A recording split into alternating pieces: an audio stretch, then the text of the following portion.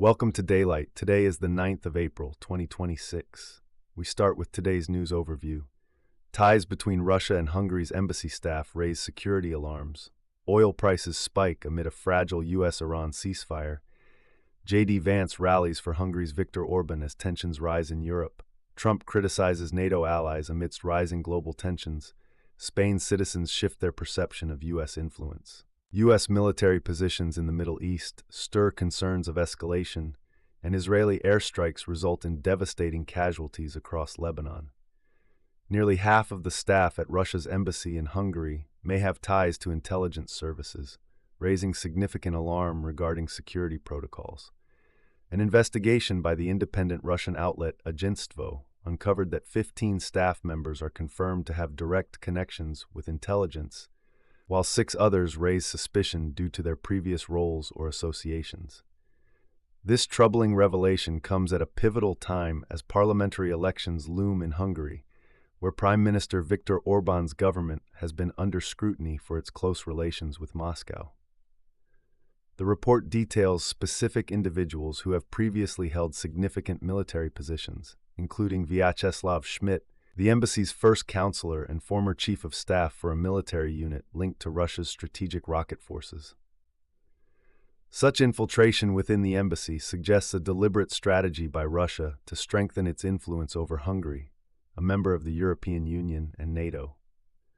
This level of infiltration appears more pronounced in Hungary compared to other EU countries, leading to concerns about Hungary's political environment and security dynamics. Geopolitically, the implications are vast, as U.S. authorities have signaled concern about potential foreign interference in Hungary's elections, a warning echoed by various EU officials seeking to uphold democratic processes. The Kremlin's engagement in elections could destabilize not only Hungarian politics, but also the EU's integrity, noted analysts, emphasizing the need for vigilance among NATO allies amidst this precarious landscape. Oil prices have surged as tensions escalate over the lasting impact of a fragile U.S.-Iran ceasefire. Following a series of Israeli strikes in Lebanon, the geopolitical implications have sent shockwaves through global markets, prompting a 2% increase in Brent crude prices, reaching $96.53 a barrel. The abrupt rise in oil prices comes on the heels of renewed fears that Tehran may disrupt the crucial Strait of Hormuz, a vital artery for global energy supplies through which approximately 20% of the world's crude oil flows. Market analysts pointed to a concerning trend where traders reacted to the prospect of instability affecting energy supplies.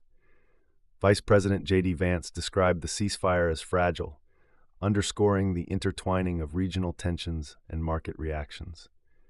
As countries such as Malaysia and India seek secure passage for their vessels, uncertainties loom over the strait's navigation, which has historically served as a backbone to the global energy grid.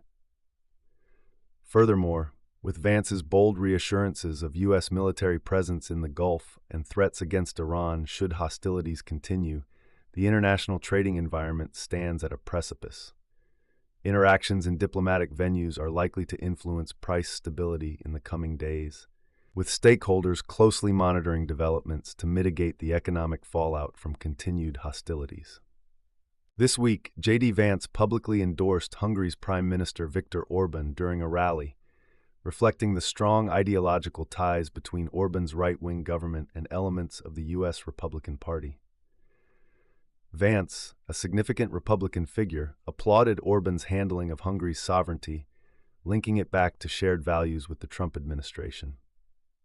"You are fighting for your freedom and your sovereignty," he stated, calling for solidarity against perceived external pressures. Despite accusations of undermining democratic processes through his administration's tactics, including media manipulation and the erosion of judicial independence, Orban's leadership has been praised within certain U.S. circles for its hardline stance against immigration and integration, reflecting a marked shift among some American Republicans toward autocratic governance practices seen in Hungary. As Hungary approaches its parliamentary elections, the stakes grow higher, particularly with the revelation of Russian connections within the political landscape.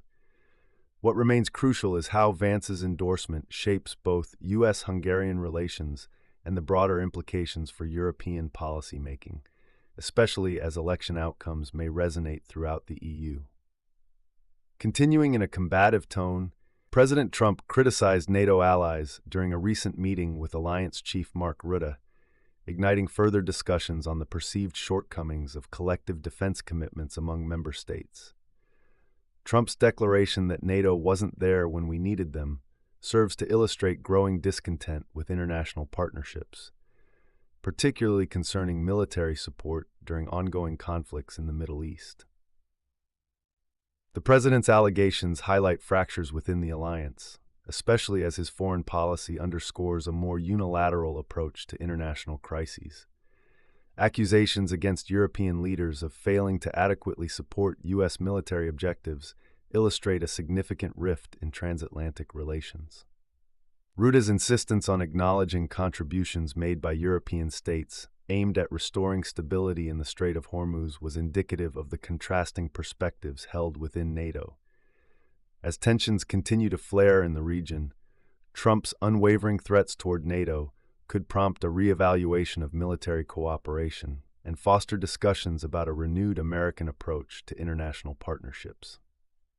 Analysts warn that a weakened NATO could embolden adversaries and exacerbate existing geopolitical tensions.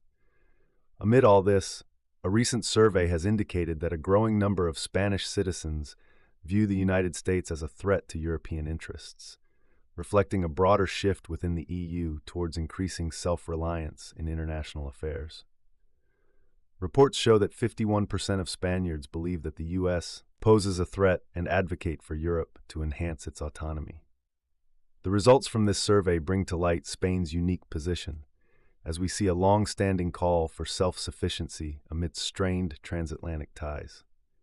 Support for independent European policymaking has surged, particularly against the backdrop of Trump's contentious foreign policies. An overwhelming 94% of those surveyed agreed that Europe should strive to reduce dependence on major powers, particularly the U.S., amidst an increasingly multipolar world. This noteworthy sentiment signals a potential shift in European foreign policy dynamics, steering towards a more cohesive and independent approach when navigating global challenges. In a related development, President Trump reaffirmed the U.S. military's stance of remaining stationed near Iran, asserting that it will not withdraw until Tehran complies fully with agreements reached during negotiations. The recent U.S.-Iran ceasefire, while formally established, remains tenuous, with threats of renewed military actions looming should Iran fail to uphold its commitments. Trump's insistence on maintaining a hard stance has provoked further anxieties within the region, as uncertainty around the enforcement of the truce raises the risk of conflicts escalating once more. As U.S. domestic policies focus on reducing troop deployments, the situation intensifies, drawing skepticism about Washington's ability to manage rising tensions. U.S. military strategies appear to increasingly hinge on reactive measures, illustrating a larger trend of military solutions as the primary response in foreign engagements. With imminent talks set to take place in Islamabad, the U.S. and Iran are grappling with conflicting narratives regarding the terms of their ceasefire agreement. Political officials expressed concerns that Iranian interpretations may diverge from formal U.S. positions, particularly regarding Lebanon, leading to a contentious debate on the feasibility of the truce. Vice President J.D. Vance firmly set the stage, dismissing Iranian claims of an agreement that included the Lebanese front, spotlighting the complexities of multi-nation negotiations rife with misunderstandings. As discussions near, the interconnectedness of Iranian hostility arguments regarding regional allies set the tone for an increasingly high-stakes diplomatic engagement. In Lebanon, a dark situation unfolds as airstrikes have led to catastrophic loss of life, with reports indicating over 250 casualties in a single day. The escalating violence underscores the urgency surrounding the credibility of the ceasefire agreement. The Israeli military's continuous operations starkly contrast with diplomatic efforts, raising questions about the effectiveness of international mediation. Calls for a united stance against these acts have echoed from the UK, with British Foreign Secretary Yvette Cooper condemning the air raids and emphasizing the necessity of including Lebanon within any comprehensive ceasefire framework. Meanwhile, Humanitarian agencies report dire conditions on the ground, drawing attention to the urgent need for an immediate halt to Israeli operations, marking a potential junction for international involvement. As tensions rise, the FBI and NSA have issued a joint alert regarding increasing cyber attacks targeting critical U.S. infrastructure, allegedly linked to Iranian actors. These coordinated efforts reflect the conflict's expansion into cyberspace, posing significant risks to national security as hackers exploit vulnerabilities across various sectors to disrupt operations and inflict financial damage.